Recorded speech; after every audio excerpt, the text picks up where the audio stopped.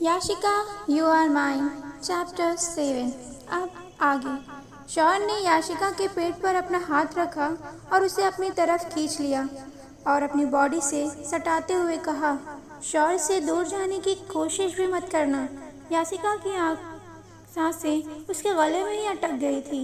याशिका ने बहुत हिम्मत करते हुए कहा, क्यों कर रहे हैं आप ये? प्लीज़ हमें जाने दीजिए। लेकिन याशिका की रिक्वेस्ट शौर को जैसे सुनाई ही नहीं दे रही थी। शौर ने याशिका को अपनी तरफ किया और उसके चिन को उठाया। याशिका की पलकें झुकी हुई थी, जो आंसुओं से सनी हुई थी। उसके लाल स्ट्रॉबेरी से रसीले होठ शौर के दिल की धड़कनें बढ़ा रहे थे। शौर ने अपने एक हाथ से याशिका के बालों को पीछे से पकड़ा और उसके सिर को ऊपर उठाया और उससे सिर हल्का सा ऊपर उठ गया। शौर ने अपने होठों को याशिका के होठों पर रख दिया और उसे किसी जंगली जानवर की तरह चबाने लगा। शौर की क्रूवल बढ़ती ही जा रही थी। वो याशिका को किस नहीं, उसके होठों को चबा रहा था। अपनी सभी गुस्से को आज शौर उस किस के जरिए याशिका के ऊपर उतार रहा था। शौर के अंदर जरा सी भी इंसानियत नहीं दिखाई दे रही थी। वो किसी हैवान की तरह याशिका के ऊपर टूट पड़ा था। शौर का दूसरा हाथ याशिका के गालों पर था। याशिका के गालों पर अपने नाखूनों से खरोच रहा था। याशिका दर्द से तड़प रही थी, छटपटा रही थी, लेकिन शौर इतना बेरहम हो गया था कि उसे उसकी आंखों के आंसू और दर्द से कोई फर्क ही नहीं पड़ रहा था।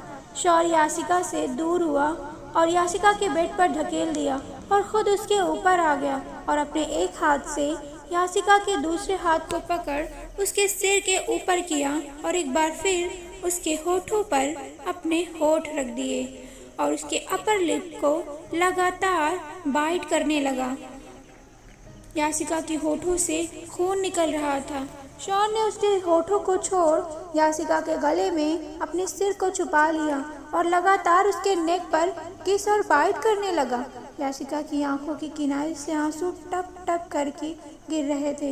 याशिका ने अब छटपटाना भी छोड़ दिया, क्योंकि वो समझ चुकी थी कि वो शौर का सामना नहीं कर सकती। शौर ने उसके गले पर अनगिनत निशान दे दिए।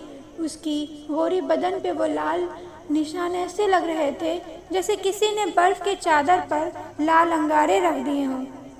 शौर याशिका की बॉडी से दूर हुआ और अपने होठों पर अपने थंब को फेरते हुए कहा, ना जाने कितने लोगों की प्यास बुझाई होगी तुमने। शौर ने जैसे ये कहा, बेजान सी याशिका के अंदर जैसे जान सी आ गई। याशिका उठी और खींच के एक थप्पड़ शौर के गालों पर जड़ दिया और कहा, अपनी जुबान को लगाम दीजिए शौर सिंह ओबरॉय। आप जैसा